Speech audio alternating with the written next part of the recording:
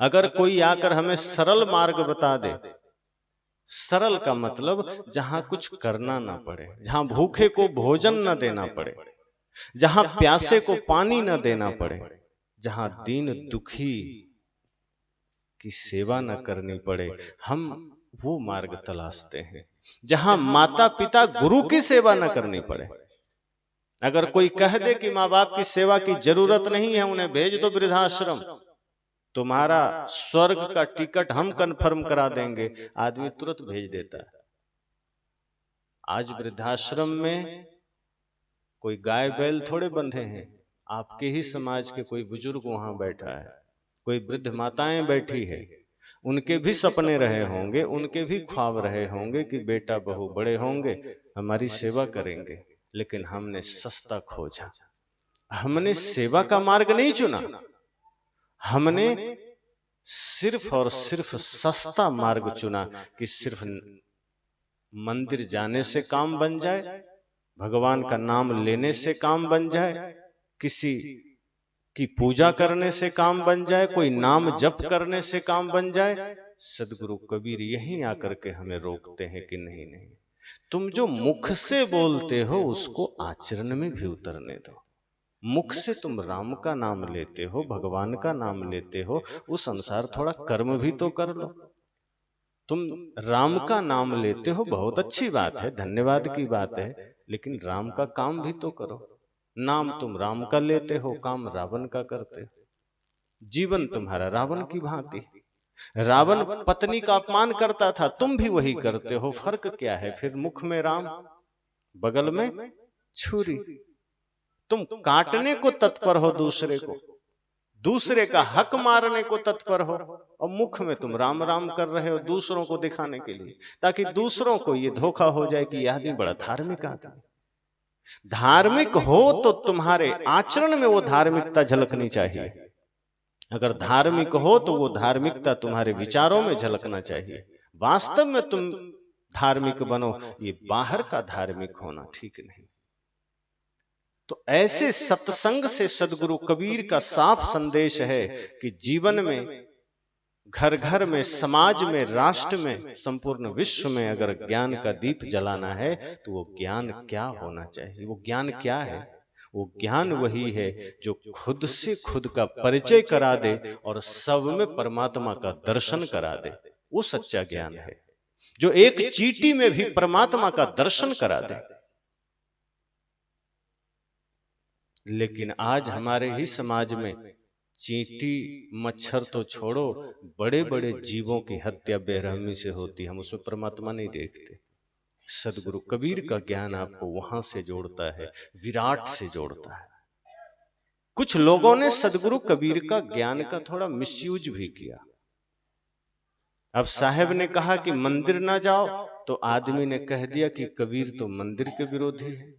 सदगुरु कबीर ने कह दिया व्रत ना करो, तो लोगों ने कहा वे व्रत के विरोधी हैं। सदगुरु कबीर ने कहा बाहरी पूजा ना करो, तो लोगों ने कहा सदगुरु कबीर पूजा के विरोधी हैं। लेकिन उसके आगे सदगुरु कबीर जो बात कहते हैं वो समझाया नहीं, आधी पर ही रोक लिया, और आधी पर ही हम राजी हो गए कि नहीं कबीर तो विरोधी है, हमें तो उनका मार्ग पसंद नहीं। बहुत लोगों ने कहा कि वो तो पूजा का विरोध कर देते हैं, वो तो भगवान का विरोध कर देते हैं। एक सज्जन पंजाब से आए, मुझसे कहा उन्होंने, प्रमोद जी पंजाब आरएसएस के प्रभारी थे, संजोग से उनका बिहार आना हुआ तो आश्रम पर आए। तो जब मुझसे मिले तो कहे कि आप सदगुरु, आप संत कबीर के अनुयायी हैं, पर आपके संत कबीर ने तो भगवान को नहीं माना है, उन्होंने मंदिर का भी विरोध किया है, उन्होंने किसी भी पूजा पद्धति का विरोध किया है। मैंने कहा नहीं, आप आधी बात सुने होंगे। सच ये है कि उन्होंने किस प्रकार के पूजा का विरोध किया, किस भगवान का विरोध किया, किस प्रकार के पूजा पद्धति का विरोध किया, ये समझना जरूरी है। इसको जाने बिना आप सदगुरु कबीर को नहीं जान सकते, क्योंकि सदगुरु कबीर तो वो है जो समस्त सृष्टि से प्रेम करते हैं। वे कोई एक दो व्यक्ति से प्रेम नहीं करते, वे समस्त मानवता से यहाँ तक कि एक चींटी से भी उतना ही प्रेम करते हैं, तो वो किसी का विरोधी कैसे हो सकते हैं? मैंने कहा कि उनका खंडन तब आता है जब वो देखते हैं समाज में कि कोई व्यक्ति दौड़ दौड़ के मंदिर जा रहा है, वहां जाके जल चढ़ा रहा है, पूजा कर रहा है, और घर आते ही भाई से झगड़ा कर रहा है। वो माता के मंदिर गया, पूजा किया, और वहां माता रानी का भजन गाया, और घर आया तो माँ बाप को लात मार दिया। सदगुरु कबीर इस अवस्था को देखे होंगे, इसलिए उन्होंने कहा होगा कि मैं ऐसी पूजा का विरोधी हूं, मैं ऐसी पूजा को मैं पाखंड कहता हूं। पूजा ही करना है तो ये चार दीवारियों में बंद होकर क्यों कर रहे हो? अपने कर्म को पूजा बनाओ, और तुम जहां जाओ वहीं पूजा हो जाए तुम्हारा। तुम माँ बाप की सेवा तो करो ही, दीन दुखी लाचार कोई मिल जाए उसके लिए सदैव सेवा के भाव से खड़े हो जाओ, और जिस दिन तुम सबकी सेवा का भाव लेकर खड़े हो जाओगे, इससे बड़ी पूजा कोई नहीं। सदगुरु कबीर इस तरह से विरोध किए होंगे। मैंने स्पष्ट किया कि सदगुरु कबीर भगवान भी मानते हैं, लेकिन उनका भगवान की व्याख्या अलग है। वो जब कहते हैं कि मैं भगवान का विरोधी हूं, तो उस रूप में जब आप जीवों के साथ तो धोखा करते हो, अपने पड़ोसियों के साथ दगाबाजी करते हो, मांस खाने के चक्कर में बकरे काट देते हो, कोई मुसलमान है तो गाय काट देता है, कोई सूअर काट देता है, कोई मछली मार लेता है, कोई मुर्गी की हत्या कर देता है। सदगुरु कबीर कहते हैं जब तुम इनमें भगवान न देख सके तो तुम पत्थर में भगवान देखते होगे, मुझे शक होता है। क्योंकि जहां है वहां तुम्हें दिखाई न दिया, और जहां नहीं है वहां तुम देख लिए। ये तो आश्चर्य की बात है। जहां देखा जा सकता था वहां तुम्हारी आंखें काम नहीं की। अब कोई आदमी यहां कहे मुझे सूरज दिखाई नहीं दे रहा, तो क्या आप ये मान सकते हैं कि सूरज नहीं उगा है?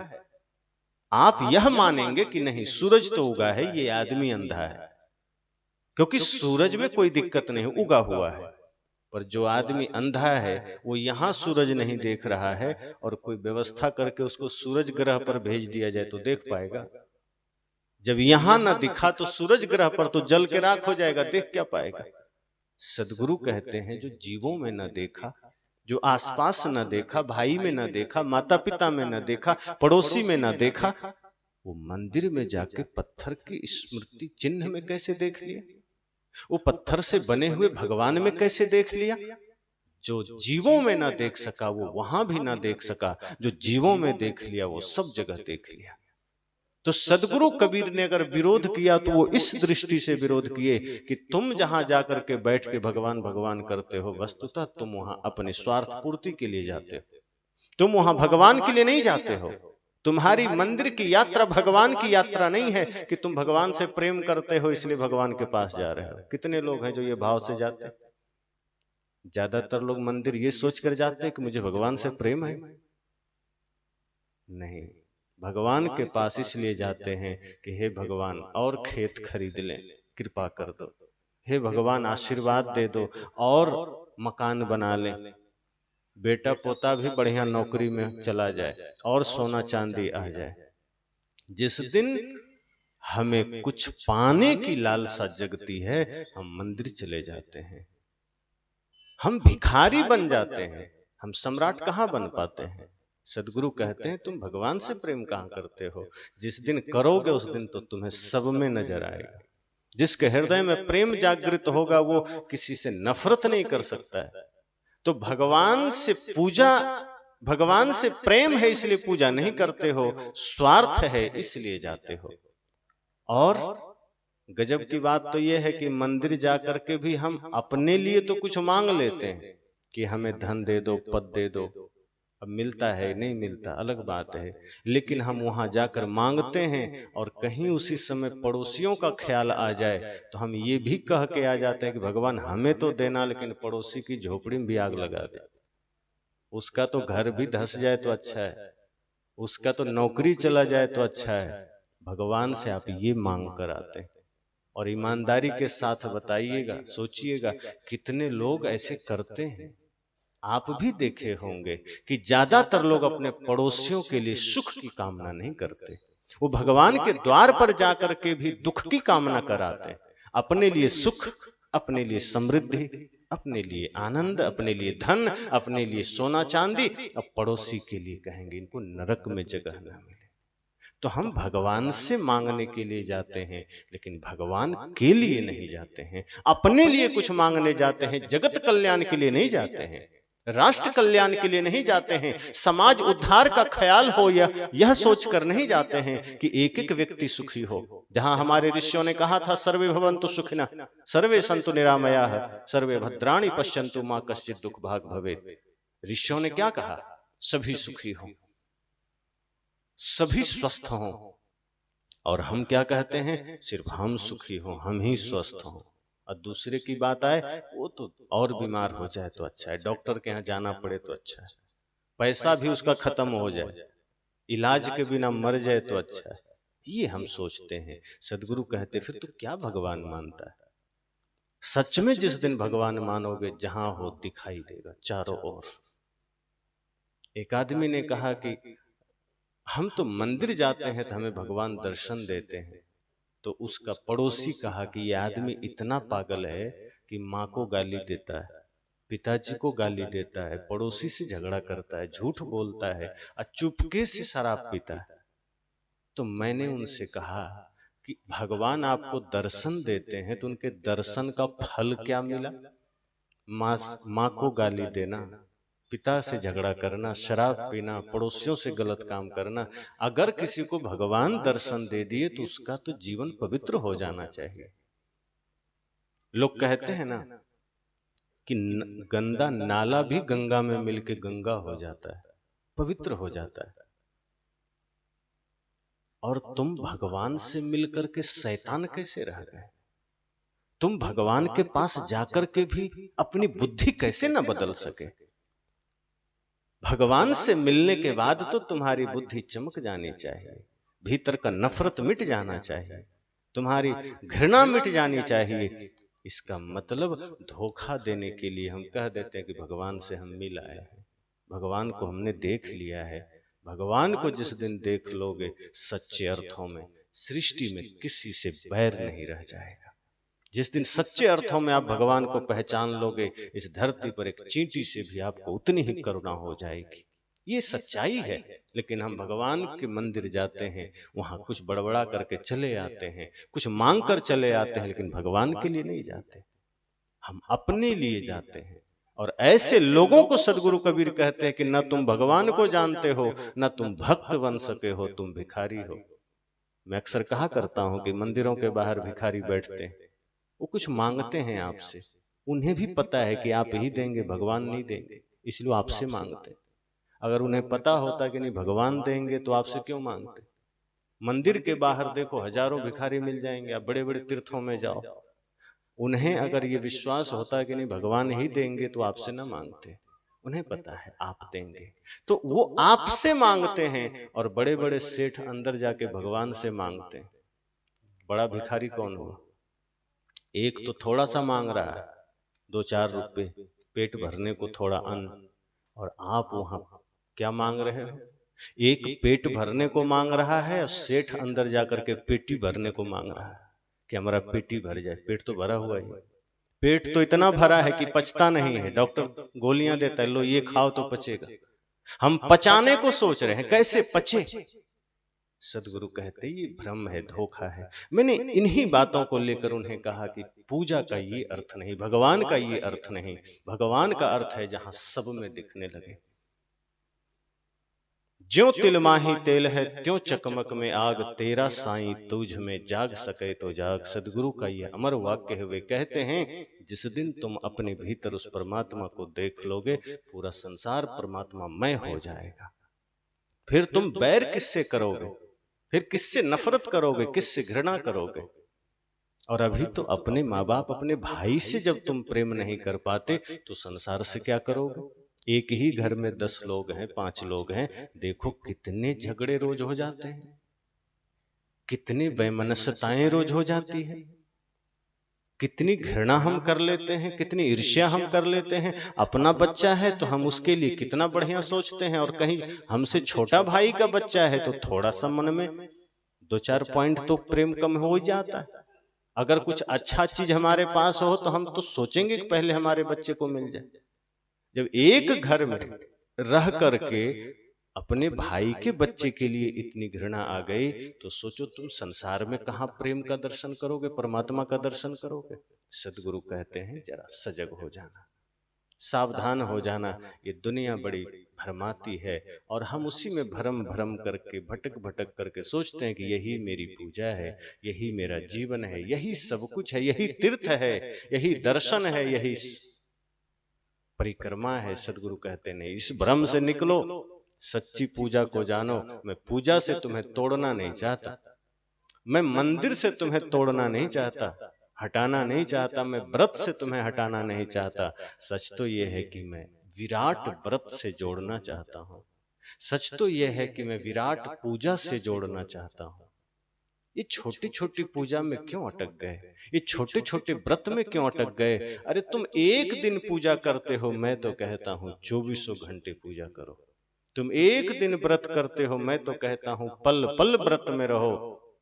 तुम एक मंदिर में जाके भगवान को देखते हो, मैं तो कहता हूं समस्त संसार में भगवान को देखो। और वो सूत्र मैं देता हूं, सदगुरु कबीर डंके की चोट पर कहते हैं कि व्रत ही करना है तो पहले व्रत को जानो। भूखे रह लेते हो, सोचते हो मैंने व्रत कर लिया। भूखे रहना क्या व्रत है? पेट ठीक करना है, पाचन ठीक करना है तो अच्छी बात है, रह लो सप्ताह 15 दिन में एक दिन भूखे। पर यह कह करके व्रत रहना कि इससे परमात्मा मिल जाएंगे, पुण्य हो जाएगा, कोई पुण्य नहीं होगा। इतना ही अच्छा होगा कि आपका पेट अगर कुछ गड़बड़ है ठीक हो जाए, सप्ताह में एक बार, 15 दिन, महीना में एक बार रह लो। लेकिन वास्तव में अगर व्रत करना है तो व्रत सत्य है, अहिंसा है, प्रेम है, करुणा है।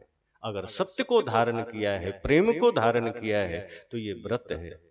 और व्रत भोजन का त्याग से नहीं होता, व्रत होता है काम का त्याग से, क्रोध का त्याग से, लोभ का त्याग से, ईर्ष्या का त्याग से।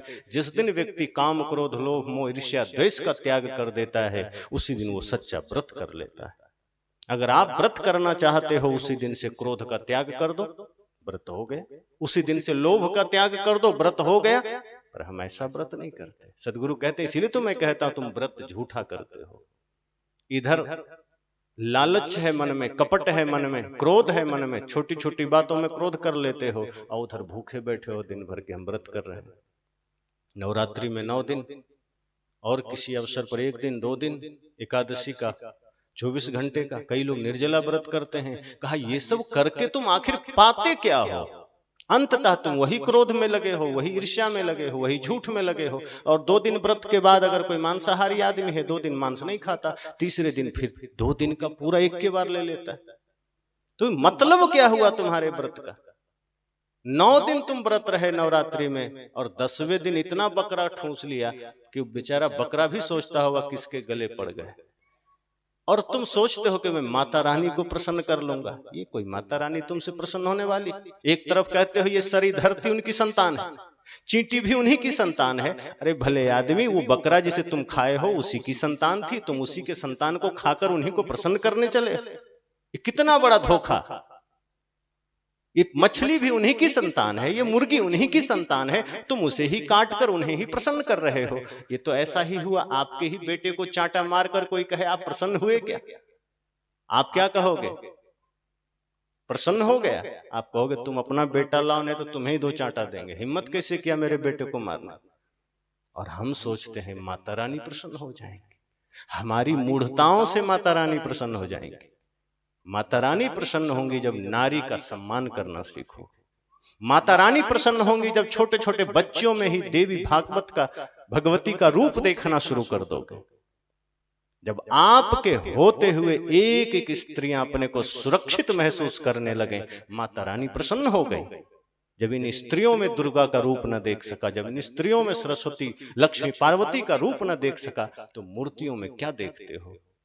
मूर्ति में तो दुर्गा देख कर आ गए, मूर्ति में सरस्वती देख कर आ गए, और अपने ही घर के स्त्रियों को कितना अपमानित कर रहे हो।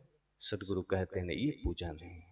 पूजा यह है कि अगर घर में जीते हो तो अपने ही घर में जो स्त्रियां हैं उनमें तुम देवी दुर्गा को देखो, उसी में तुम लक्ष्मी को देखो, उसी में तुम परमात्मा को देखो। तो ये पूजा है, ये भगवान की पूजा है। सदगुरु कबीर हमें विराट से जोड़ते हैं। वे कहते हैं तुम एक छोटे से मंदिर में बैठे हो, मैं तुम्हें इस पूरे जगत रूपी मंदिर में तुम्हें लाना चाहता हूं। मैं ये चाहता हूं कि ये पूरा संसार तुम मंदिर समझो। जिधर निकलो वो मंदिर ही दिखाई दे, जहां जाओ वो तुम्हें देवालय ही नजर आए, शिवालय ही नजर आए। तुम एक मंदिर में गए, वहां से निकले, फिर बाहर जगत को तुमने बूचड़ खाना बना लिया, कबाड़ खाना बना लिया, फिर हर जगह तुम गंदगी ही तो फैलाते। सदगुरु की बात बड़ी साफ है। वे कहते हैं जीवन का हिसाब बड़ा सीधा है, सरल है, उलझने की जरूरत नहीं है। उलझाने वाले हजार मिलेंगे, उलझते चले जाएंगे। जीवन का रास्ता बड़ा सीधा है कि जैसा बोगे वैसा काटोगे, जो सोचोगे वो आपकी कार्यशैली बन जाएगी। अपने चिंतन ठीक कर लो, आपके बाकी सब ठीक हो जाएंगे। और इसका मूल अर्थ यह होता है कि मन को निर्मल कर लो, मन को साफ कर लो। मन धुल गया, मन साफ हो गया तो जो भी सोचेंगे अच्छा ही सोचेंगे, जो करेंगे अच्छा ही करेंगे। फिर ये हाथ गलत नहीं कर सकते। अगर मन निर्मल हो गया तो ये हाथ फिर कभी किसी को धोखा नहीं दे सकते, किसी का गला नहीं काट सकते। अगर मन पवित्र हो गया तो जिस शरीर में पवित्र मन का निवास है वो हाथ फिर किसी की जेब नहीं काट सकता। जिसका मन निर्मल हो गया फिर उस शरीर का वह पैर गलत मार्ग पर नहीं जा सकता, फिर वो आंखें गलत दृश्य नहीं देख सकती। मन गंदा है तो हम गलत देखते हैं, गलत सुनते हैं, गलत करते हैं। एक आदमी ने कहा कि हमारे यहाँ तो छोटे छोटे बच्चियों की पूजा होती। मैं कहा ये खुशी की बात है कि छोटे छोटे बच्चियों को भी दुर्गा मान करके पूजा करते हैं, लेकिन दुर्भाग्य यह है कि इसी देश में छोटे छोटे बच्चों के साथ गलत भी हो रहा है। और इसी दुर्गा के देश में, इसी पार्वती के देश में, इसी काली के देश में, ये सारे देवी के रूप इसी देश में हैं, यहीं अवतरित हुए हैं। इनके होते हुए किसी न किसी गली, किसी न किसी चौक, किसी न किसी चौराहे पर ये घटना घट रही है और आए दिन घट रही है। और हम कहते हैं हम बड़े धार्मिक लोग हैं, हम बड़े पुजारी लोग हैं, हम बड़े ज्ञानी लोग हैं। सदगुरु कहते हैं ऐसे पुजारियों को, ऐसे धार्मिकों को सचेत होने की जरूरत है कि तुम भ्रम में जा रहे हो, तुम धोखे में जा रहे हो, तुम समाज को धोखे में रख रहे हो। तुम्हें सुधरने की आवश्यकता है। अगर हम सुधर जाएं, हमारे जीवन में सच में भगवान का दर्शन हो जाए तो ये समाज बदल सकता है, फिर हम गलत नहीं करेंगे। इसलिए मैंने कहा कि सत्संग का आयोजन होना बड़ी सौभाग्य का विषय है, और सत्संग के द्वारा जीवन में परिवर्तन आना ये उससे भी बड़ा सौभाग्य का विषय है। लेकिन हमारे जीवन में कितना बदलाव आया ये हमें विचारना है, हमें सोचना है कि हम सुनते हैं, हम कितना स्वयं को बदल पाए, हमारे जीवन में कितना परिवर्तन आ सका कि नहीं आया, कि जाना व्यर्थ हो गया, ये हमें सोचना है। सत्संग हमें मिलता है, संतों का दर्शन मिलता है, कहीं ना कहीं मिल ही जाता है। कोई जरूरी थोड़े कि यही सत्संग है। आए दिन हर 2 दिन 4 दिन पर यहाँ वहाँ सत्संग हो रहा है। हम सत्संग में जाते हैं, सुनते हैं, हमें यह विचारना है कि वो सत्संग हमारे जीवन में कितना बदलाव लाया, हमें कितना परिवर्तन लाया। अगर नहीं लाया तो सोचिए, सोचने की जरूरत है कि हम सुनते हैं लेकिन उस पर हम चलते क्यों नहीं। हमारे जीवन में वो बात उतरती कि हम किसकी प्रतीक्षा में बैठे हैं और क्या प्रतीक्षा कर रहे हैं, क्यों इंतजार कर रहे हैं। क्या जीवन का पता नहीं है कि ये जीवन धीरे धीरे मृत्यु के करीब जा रहा है? क्या ये पता नहीं है कि ये सांसें धीरे धीरे कम हो रही है? संत ने तो कहा है कि गिनती की सांस मिली है, और जितनी सांसें हम ले रहे हैं समझो उतना घट रहा है। तो हम प्रतीक्षा क्यों कर रहे हैं कि कल कर लेंगे, परसों कर लेंगे, बाद में कर लेंगे। अच्छे कार्यों के लिए इतना सोच क्यों रहे हैं?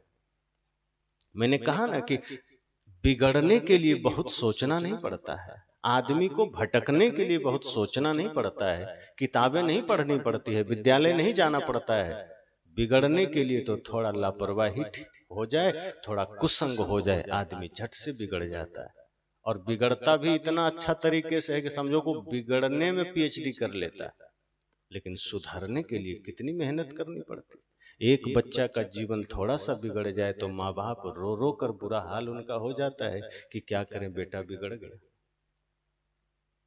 एक जगह मैं था बिहार में ही, एक माँ रो रही थी कि एक ही बेटा है, बचपन से हमने बड़े लाड प्यार से पाला, हमें लगा कि एक बेटा है, न बेटी और कुछ नहीं, एक बेटा।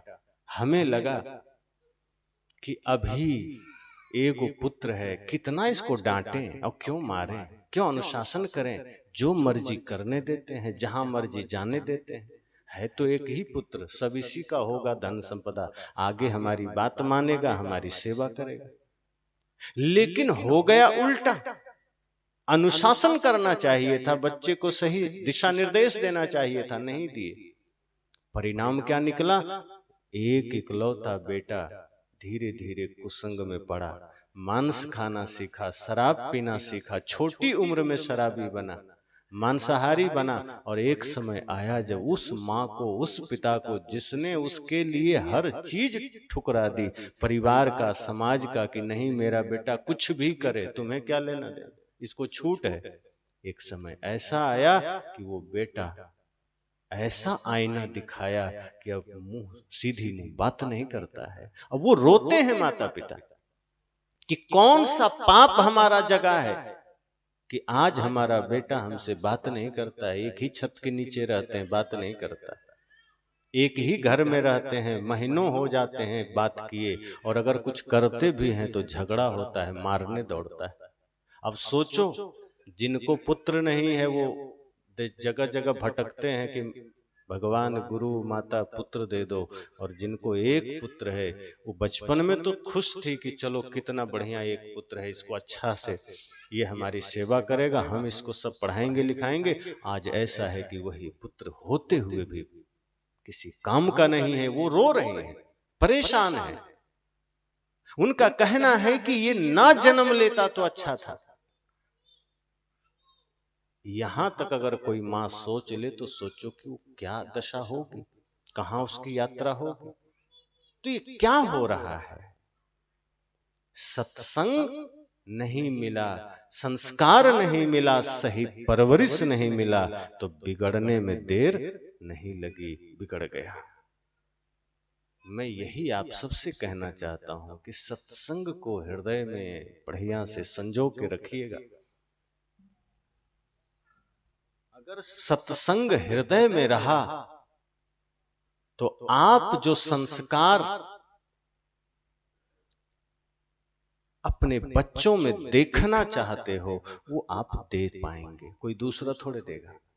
हम देखना तो चाहते हैं अपने बच्चों में अच्छा अच्छा संस्कार, कि हम भी बैठे हों तो बच्चे के पैर छू लें, हम भी बैठे हों तो बच्चे हमारी बात माने, पानी ला के दे।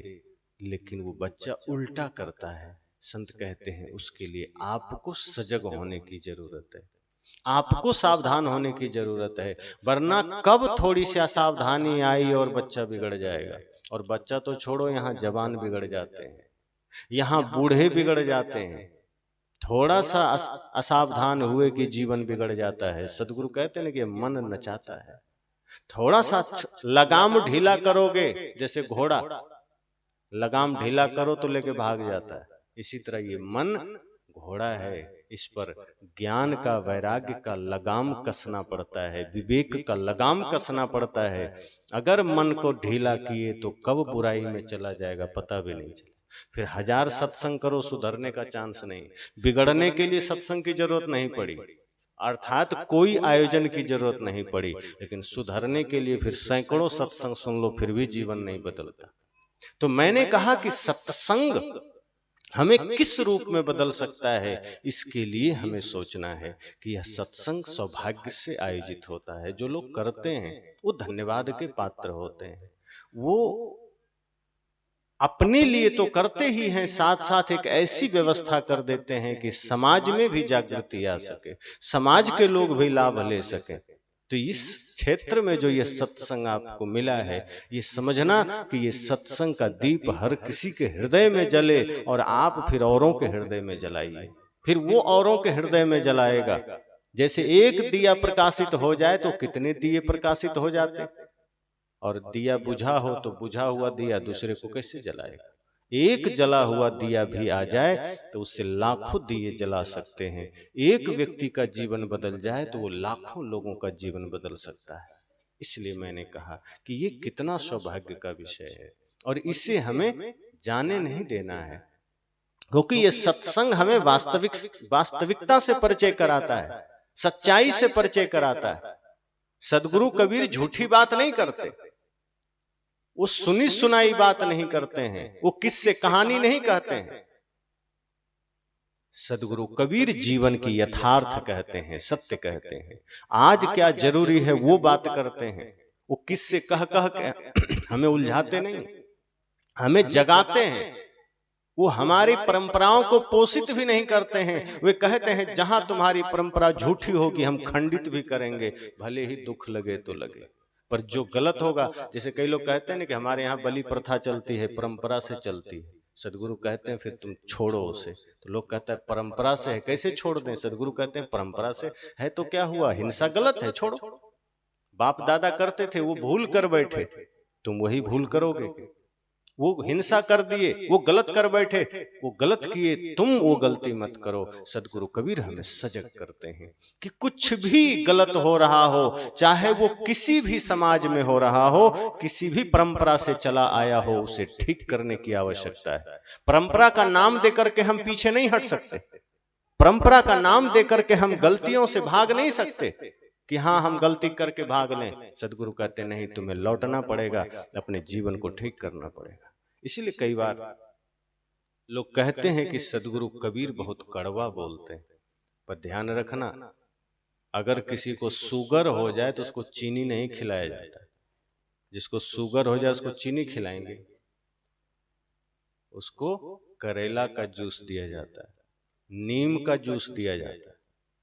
अब कोई आदमी कहने कड़वा है, पर है तो उसके फायदे के लिए।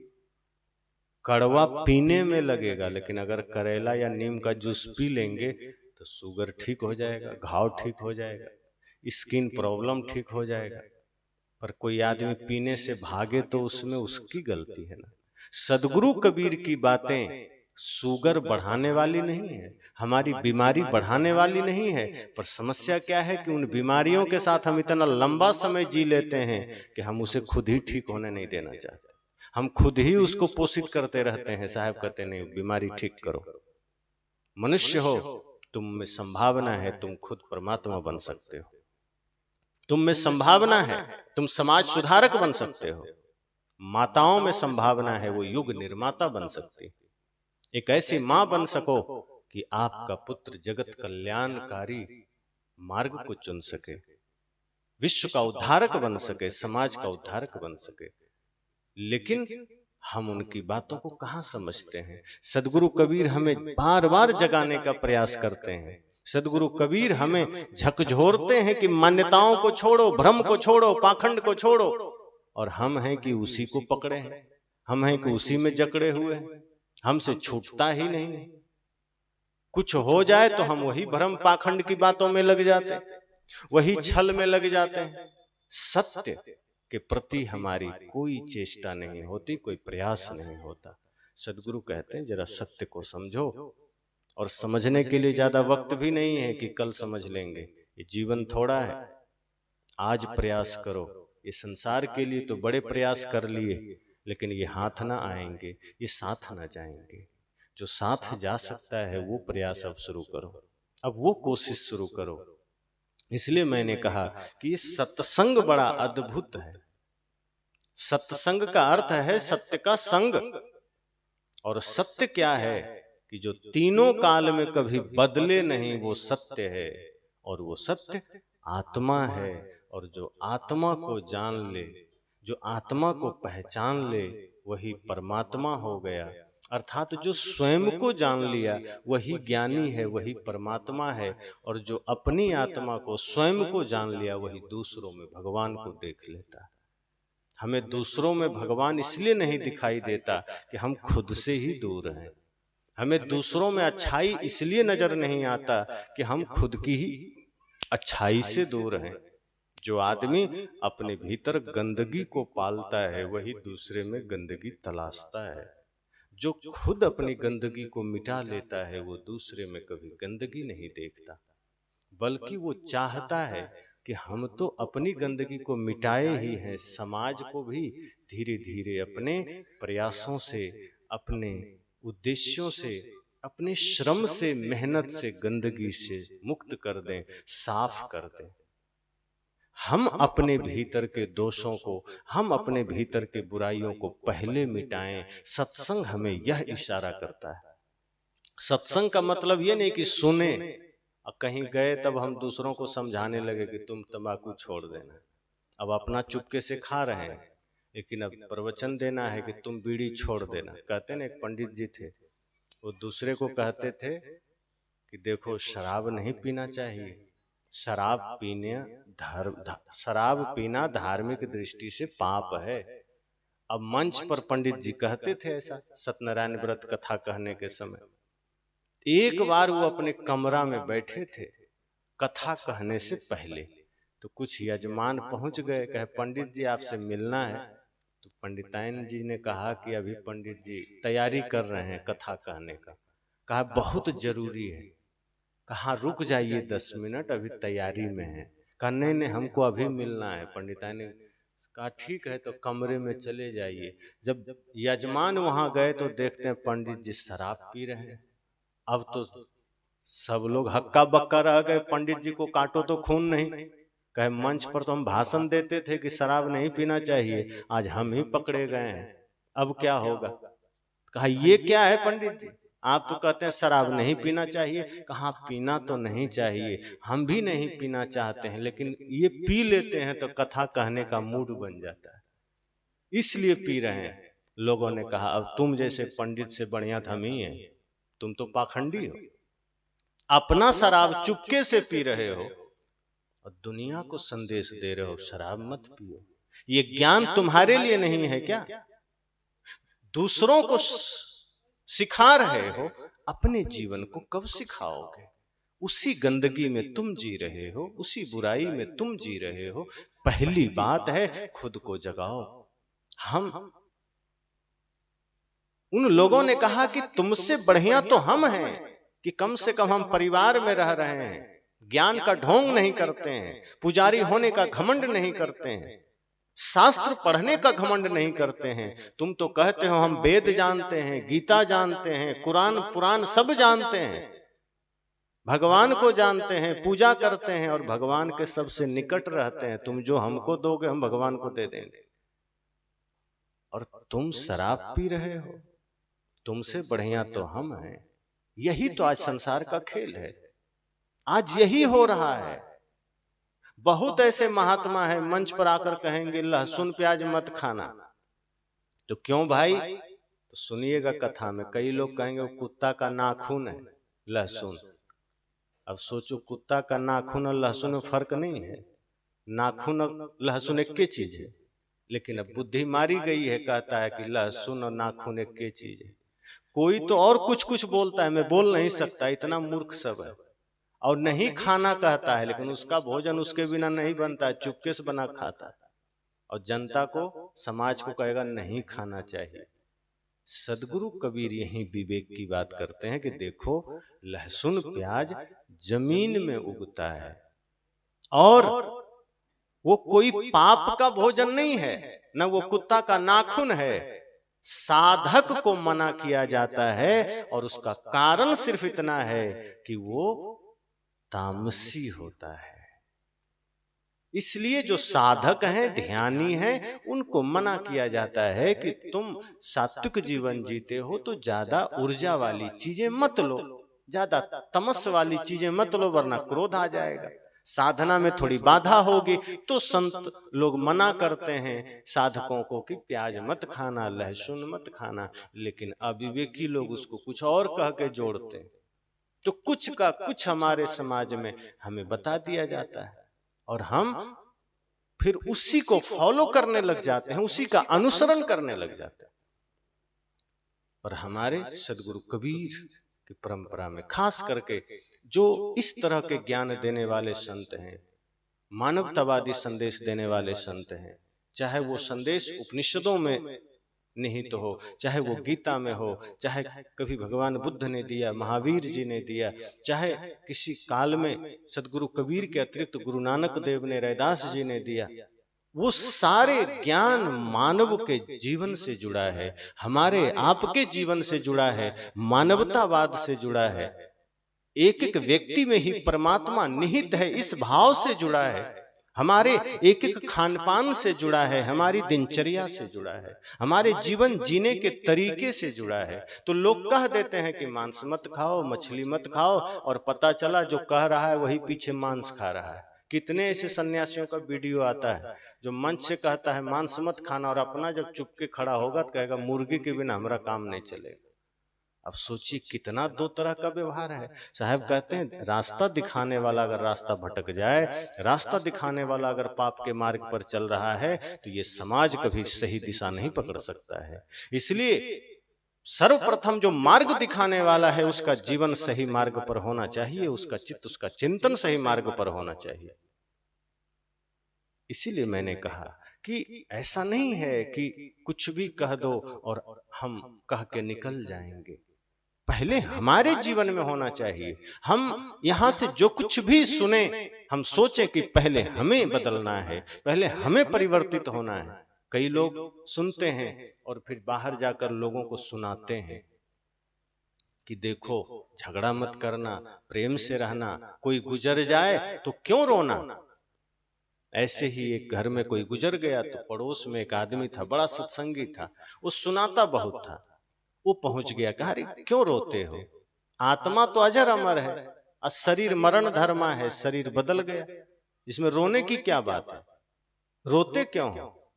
तो जिस सज्जन के पिताजी गुजरे थे वो भी सोचे कि हो सकता है ठीक ही कह रहे हो, क्यों रोए, आत्मा तो मरती नहीं है, कृष्ण कहते हैं आत्मा अजर अमर है। अब हम रो रहे हैं, शरीर तो यहीं पड़ा है, शरीर मेरा है नहीं। तो वो व्यक्ति बेचारा किसी तरह अपने को संभाला, चुप हो गया। कुछ दिन बाद ये जो समझाने गया था इसका पिताजी गुजरा, अब ये एकदम सिर पटक पटक के रो रहा है। अब आत्मा अमर है ये भूल गया। अब वो पड़ोसी आया इसके घर, देखता है कि अरे ये तो पूरा एकदम चिल्ला चिल्ला के रो रहा है, पिताजी के सीने पर सिर रख पटक पटक के रो रहा है। कहा अब कहाँ गया गीता ज्ञान, अब आत्मा अमर नहीं है, अब ये शरीर नश्वर नहीं है। कहा रे कहते तो थे, सबको समझाते थे, पर हमारे पिताजी गुजरे तो हमको रहा नहीं गया, हमको लग रहा है सब हम भी मर जाएं। कहा कहना बड़ा सरल होता है, किसी को समझाना बड़ा सरल होता है, उस ज्ञान को अपने जीवन में उतारना कठिन होता है। इसलिए सदगुरु कहते हैं कि नहीं, जो सुनो, जितना सुनो उस पर चलने का प्रयास करो, तभी वो ज्ञान सार्थक है। वरना एक कान में सुने दूसरे में निकल गया, और नहीं निकला तो वो दिमाग में रह गया, और जो ज्ञान यहाँ रह गया वो ज्ञान फिर बहुत खतरनाक हो जाता है, क्योंकि वो फिर तर्क के काम में आता है, कुतर्क के काम में आता है, बुद्धि के व्यायाम में काम आता है, वो आचरण में नहीं आता। सदगुरु कहते हैं दोनों कानों से सुनो तो यहाँ मत जाने देना, उसको इधर उतरने देना हृदय में। हम उल्टा करते हैं, हम ज्ञान सुनते हैं दोनों कानों से तो उसको धीरे से यहाँ ले आते हैं, और जब लोगों से गाली और अपमान सुनते हैं कानों से तो उसको हृदय में ले आते हैं, वहीं हमारा जीवन पटरी से उतर जाता है। सदगुरु कहते हैं थोड़ा उल्टा करना, ज्ञान सुनना तो उसको हृदय में आने देना, और गाली सुनना तो उसको मस्तिष्क में रोक लेना या कंठ में ही रोक लेना। ये प्रेरणा आप समुद्र मंथन से लीजिए। मैं अक्सर सुनाता हूं कि जब समुद्र मंथन हुआ, विष निकला रत्न निकले, विष निकला तो सब भागने लगे, तो शिव जी को बुलाए कि आप ही कुछ करिए। उन्होंने उस विष को कंठ में रोक लिया। अब ये एक प्रतीक है, रियल में कोई लिक्विड नहीं पिया था उन्होंने कि जो कि कंठ में रोका जा सके। सच्चाई ये है कि ये संकेत होते हैं। हमारे शास्त्रों में बहुत सी घटनाएं प्रतीकों में कहा गया। जब रावण के 10 सिर की बात आती है, माँ दुर्गा के 8 हाथ की बात आती है, या विष्णु जी के 4 हाथ की बात आती है, इसका अर्थ यानी कि रियल में रहा होगा। इसका मतलब है कि रावण जितना 10 आदमी बुद्धिमान हो सकता है, ज्ञानी हो सकता है, उतना वो अकेले था। इसलिए 10 सिर की परिकल्पना की गई। माता दुर्गा के लिए 8 हाथ की कल्पना यह की गई कि जितना 8-10 स्त्रियां काम कर सकती हैं उतना वो अकेले करती होंगी। और दूसरी बात, जितने भी अस्त्र शस्त्र उनके हाथों में दिए गए वो सभी अस्त्र शस्त्र चलाना जानती होंगी, तो कैसे दिखाएं? अब झोला में भर के कंधा में तो नहीं लटकाएंगे, अच्छा नहीं लगेगा। तो हाथ बना दिया, कई प्रकार का हाथों में लगा दिया। बाकी आप देखो 2 हाथ ही काम के हैं। किसी को अगर 2 हाथ से ज्यादा हो जाए ना, सोने में दिक्कत होगी। अब रावण को जो कहते हैं 10 सिर है, अगर सच में 10 सिर होता तो बेचारा करवट नहीं बदल पाता। आपको एक एक्स्ट्रा कुछ यहाँ पत्थर बांध दिया जाए तो करवट लेने में दिक्कत हो जाएगी। कभी घर में ट्राई करना, तकिया ही बगल बांध लो तो एक करवट से दूसरा में नहीं जा पाओगे, 1 घंटे में पागल हो जाओगे। 10-10 सिर लेके सोता होगा, कल्पना की बात है। अब किसी को 2 हाथ के बजाय 3 हो जाए तो परेशान रहता है, किसी को 8 हाथ थोड़े होगा। एक प्रतीक है कि वो 8 प्रकार के शस्त्र चलाना जानती होंगी, तो उसको दिखाना है तो 8 हाथ बना दिया। इसी तरह से रावण 10 गुना बुद्धिमान है तो 10 सिर दिखा दिया गया। मैंने कहा इसी तरह से कल्पना की गई कि शिवजी ने जो जहर पिया वास्तव में वो कोई बाहरी जहर नहीं था, वो एक संकेत था, वो एक उत्तर था, वो एक दुनिया को संदेश था कि जब भी कभी जीवन में आलोचना का विष पीना हो, कोई आपकी आलोचना करे, कोई आपकी निंदा करे, कोई आपको गाली दे, तो उसे विष समझ करके हृदय में मत उतार लेना। अगर कोई गाली दिया और आपने दिल में उतार लिया तो वो गाली रूपी विष आपको बहुत परेशान करेगा, फिर आप चैन से नहीं बैठ सकते। इसलिए अगर कोई गाली दे दे, कोई निंदा कर दे, कोई शिकायत कर दे, कोई आपकी चुगली कर दे, तो उसको दिल में नहीं उतरने देना है, तो कंठ में रोक लेना है। शिव जी ने कंठ में रोक करके संदेश दिया कि जहर अगर पीना पड़े, निंदा शिकायत चुगली आलोचना का, तो कंठ से नीचे मत जाने देना, क्योंकि ये हृदय में जहर उतरना नहीं चाहिए। ये हृदय अमृत के लिए है, ये हृदय ज्ञान के लिए है, और हम उल्टा करते हैं। अमृत यहां रोक लेते हैं, जहर हृदय में उतरने देते हैं। कोई सत्संग हमें सुनाया, कोई ज्ञान की बात सुनाया, तो हम क्या करते हैं? दिमाग में रोक लेते हैं, और दिमाग में भी रुकता नहीं है, वो इधरे से उधर उड़ जाता है। इसका प्रमाण क्या है कि आप सत्संग सुने और घर गए, कोई पूछा क्या सुने, तो सिर खुजलाते हैं, अरे सुने तो पूरी बात याद नहीं, लेकिन 1 घंटा पहले की बात याद नहीं। आश्चर्य की बात है। 2 घंटे पहले, 1 दिन पहले, 2 दिन पहले, आधे घंटे पहले सुनकर आए, और कोई पूछा क्या क्या सुना, तो आदमी कहता हाँ 1 बात तो याद है, बाकी भूल गए। देखो पूरी बात याद नहीं है, लेकिन 1 महीना पहले किसी ने आपको गाली दी, भूल गए आप? याद है? कोई गाली दिया है तो याद है, कोई निंदा किया है तो याद है, कोई अपमान किया है तो याद है। लेकिन जो ज्ञानी पुरुष हैं वो गाली भुला देते, जो ज्ञानी पुरुष हैं वो निंदा भुला देते, जो सच में सज्जन पुरुष हैं वो कोई अपमान किया वो भुला देते हैं, मुझे याद नहीं करना। लेकिन जो गाली को याद करके बैठा है, निंदा को याद करके बैठा है, अपमान को याद करके बैठा है, वो बचपन की गाली भी याद करके बैठा है। 10 वर्ष के थे, कहां किससे झगड़ा हुआ था, किसने गाली दिया था, याद है, पर 1 घंटा पहले सत्संग याद नहीं है। सद्गुरु कहते हैं कि आप बुराई को हृदय में उतार लेते हो। ध्यान रखना, समुद्र मंथन आपके जीवन से जुड़ा है। जैसे समुद्र के मंथन करने से अगर विष पैदा हुआ, ऐसे ही सामाजिक जीवन में जीते हैं, पारिवारिक जीवन में जीते हैं, व्यक्तिगत जीवन में जीते हैं, तो कई बार किसी कारणवश किसी न किसी प्रकार से कभी गाली का, कभी निंदा का, शिकायत का जहर तो पैदा होगा ही, लेकिन अगर पैदा हो जाए तो घबराना नहीं, उसको कंठ में रोक लीजिए और ज्ञान को हृदय में उतरने दीजिए, सत्संग को हृदय में उतरने दीजिए, तब यह काम का है। अगर उल्टा कर दिए, अगर ज्ञान को ही मस्तिष्क में रोक लिए, तो वो एक समय पर उड़ जाएगा और वो सिर्फ कुतर्क के काम में आएगा।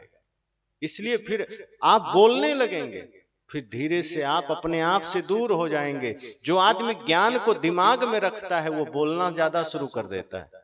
आप ध्यान देना इस बात को। जिसके ज्ञान का, जिसकी जानकारी का संबंध दिमाग से हो गया, वो बोलना ज्यादा शुरू कर देगा, और जो जितना ज्यादा बोलेगा वो झूठ बोलेगा। झूठ ज्यादा बोलने की संभावना कब होती है? जब हम ज्यादा बोलते हैं।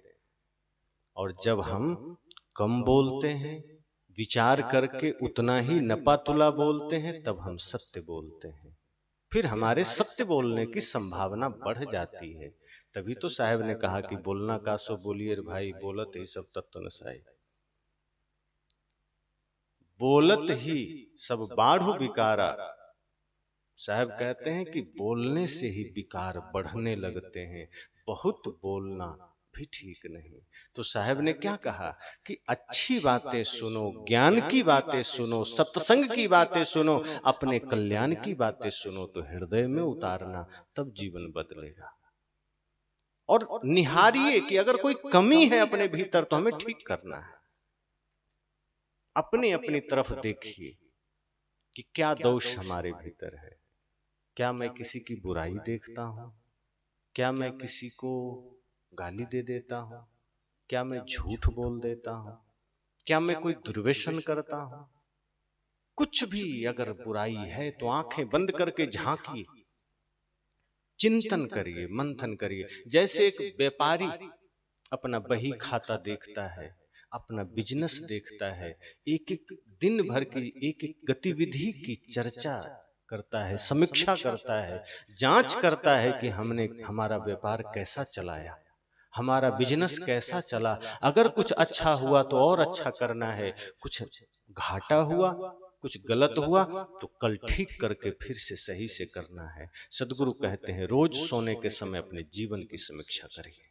बिस्तर पर जाइए, आंखें बंद करके अपने ही एक एक चिंतन पर सोचिए, अपने विचारों को देखिए कि हमसे क्या दिन भर अच्छा हुआ, क्या गलत हुआ। हमने किसी का दिल तो नहीं दुखाया, हमने किसी को गाली तो नहीं दी, हमने किसी का अपमान तो नहीं किया।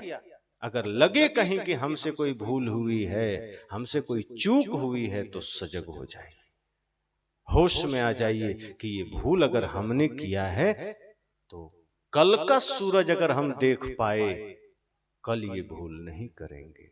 सदगुरु कहते हैं जब ऐसी समीक्षा करोगे, उस दिन आपका जीवन परम शुद्ध हो जाएगा, और जो जीवन तीर्थ बन जाता है वहीं भगवान का निवास हो जाता है। फिर हर हृदय के आंगन में राम का निवास होगा, परमात्मा का निवास होगा।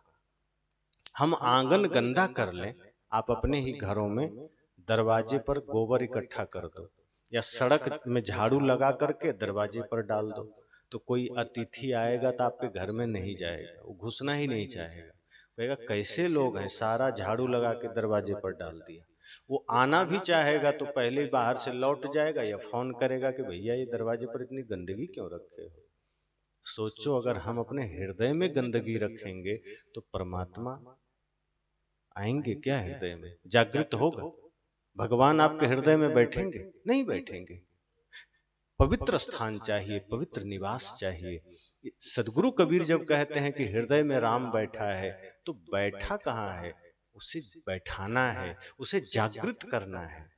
जब लोग कहते हैं मेहंदी में लाल रंग है, तो है कहाँ उसमें? घिसना है पहले, तब आता है। ऐसे तोड़ के देखो पत्ती में, कहीं लाल नहीं दिखेगा, घिसना पड़ता है। ऐसे नहीं है कि हाँ लाल रंग है तो तोड़ेंगे तो निकल आएगा, कि जैसे आप अन्य पत्तियों को निचोड़ते हो तो उसका रस निकल आता है। अब मेहंदी को ऐसे रगड़ के निचोड़ोगे तो क्या लाल लाल गिरेगा? गिरेगा, उसमें भी हरा है। लेकिन उसको जब हम घिसते हैं बार बार, फिर सूखता है, तब लाल रंग प्रकट होता है। इसी तरह से हम धीरे धीरे अपने विकारों को, अपने एक एक गंदगी को साफ करते हैं, अपने मन को मांजते हैं, हृदय पवित्र होता है, तब राम प्रकट होते हैं, तब हृदय में भगवान बैठते हैं। इसलिए सदगुरु कबीर कहते हैं कि सत्संग से अपने जीवन को जोड़िए। सत्संग से जीवन को जोड़ोगे तो आपका एक एक हिस्सा जीवन का प्रकाशित हो जाएगा। हमारे जीवन के जो हिस्से अंधकार में हैं, हमारा जीवन जो अंधेरा से भरा है, साहब कहते हैं सत्संग से जोड़िए, उजाला आ जाएगा। झोपड़ी में भी रहेंगे तो आनंद आएगा। अभी तो महलों में भी लोग चैन से नहीं रहते।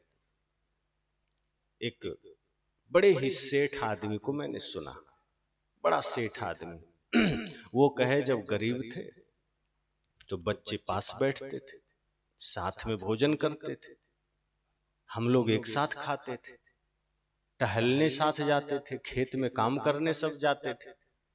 अब जब पैसा ज्यादा हो गया, घर बड़ा बन गया, कहीं से आता हूं तो बच्चे अपने रूम में मोबाइल चला रहे हैं, पत्नी कहीं और है, और हम चुपके से ऐसे ही अंधेर कोठरी लगता है, ऐसे भूत बंगला में बैठे हैं, कोई नहीं। पैसा बढ़ गया तो चिंता बढ़ गई, लोगों से दूरियां बढ़ गई, घर ऊंचे बन गए, दीवारें ऊंची ऊंची हो गई, लेकिन दिलों की दूरियां उतनी ही ऊंची हो गई। अब लोग दिल से दूर हो गए। पहले झोपड़ी थी, टूटा घर था, सब साथ रहते थे, प्रेम से रहते थे, पर आज धन की प्रधानता ने एक एक व्यक्ति को व्यक्ति से दूर कर दिया। एक ही जगह बैठा है, लेकिन सब अपना अपना ये बच्चा में व्यस्त है। बच्चा ही तो है, ये मोबाइल बच्चा है। अपना बच्चा से ज्यादा व्यक्ति का ध्यान मोबाइल पर है। अगर बच्चा रो दिया तो जल्दी मां नहीं देखती है, पर मोबाइल में रिंग बज गया एक बार तो दौड़ के उठाती। बच्चा से ज्यादा महत्वपूर्ण मोबाइल हो गया, तो हर कोई अपने अपने फोन में व्यस्त है। और आज के समय में कोई कोई बिरले हैं जो फोन से दूर हैं, काम भर का प्रयोग करते हैं। कुछ लोग इसमें प्रवचन सुनते हैं, कुछ भजन सुनते हैं, और कुछ लोग हैं जो हमेशा गाना सुनते रहते हैं। कुछ लोग दुनिया भर के अलुल जलुल देखते रहते हैं। तो बच्चे भी मोबाइल में व्यस्त हो गए, माँ भी मोबाइल में व्यस्त हो गए। अब बुजुर्ग आदमी कहता है कि कोई बात करने को तैयार नहीं। आज बच्चे ऐसे थोड़े बिगड़े हैं। आज बच्चों के हाथ में मोबाइल चला गया, वो पता नहीं मोबाइल में क्या देख रहा है। न माँ का ध्यान है, न पिता का ध्यान है, क्योंकि दोनों अपने अपने मोबाइल में व्यस्त हैं या नौकरी में व्यस्त हैं। और दादाजी बेचारा घर में खाली बैठे, अब क्या करें, तो टीवी में अपना आस्था भजन चला दिए, देख रहे हैं। पहले के समय में दादा दादी पोतों के साथ होते थे, पोता बैठता था, नाती बैठता था दादा दादी के पास। वे लोग कहानियां सुनाते थे राम के जीवन के, कृष्ण के जीवन के, राजा के, किसी बढ़िया राजा के जीवन के, किसी संत के जीवन के। तो बच्चे धीरे धीरे उन संतों के कहानियों को सुनता था, राम के जीवन की कहानी को सुनता था, भगत सिंह चंद्रशेखर आजाद के जीवन को सुनता था। तो वो बच्चे धीरे धीरे वही मानसिकता लेकर बड़े होते थे। अब बच्चे मोबाइल में कार्टून देखते हैं, फिल्म देखते हैं, गाना सुनते हैं, क्रिकेट देखते हैं, हीरो हीरोइन को देखते हैं। तो अब उसी गंदी मानसिकता से वो बड़ा होता है।